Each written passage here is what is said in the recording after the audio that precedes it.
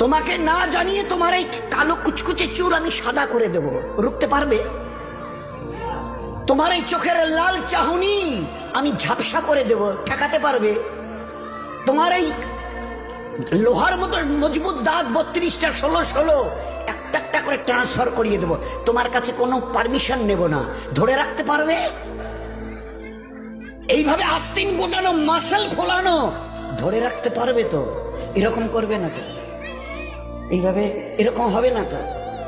সামনে এসে একটা পান দিচ্ছে, এই হাত, চাচা এই হাতটা নিলেন, এই হাতটা কলেন, আরে বাবা দেখ না চিমটি কাটাতে কিচ্ছু নেই। আসমান থেকে আওয়াজ দিচ্ছে, ও হাত তোমার কথা শুনে আমার, এ হাত তোমার কথা শুনে আমার, আমি এর পাওয়ারকে সিজ করে নিয়েছি। এই দুটো পা যদি হনন হনন করে হেঁটে চলো, খালি একটা পায়ের যদি সামান্য একটু প্যারালাইসিস করে দিই না, তো জীবনভর করে হাঁটতে হবে। বেডরুম থেকে নিয়ে বাথরুম একদম লাগালাগি, অ্যাটাচড, আমরা বলি না অ্যাটাচড।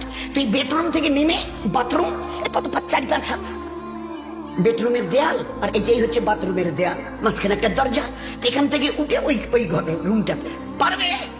আছে পাওয়ার? কিসের দেমাগ তোমার? কিসের এই অহংকার তোমার? শুনুনি কোনোদিন নবীজির কাছ থেকে অহংকার, তাকাব্বুর এটা আমার চাদর, বড়াই এটা আমার চাদর, আল্লাহ বলছেন। আর আমার চাদর ধরে যে টান দেয় তার ঠিকানা কোথায়? ভাই বলেন না, সবাই কম বেশি জানেন।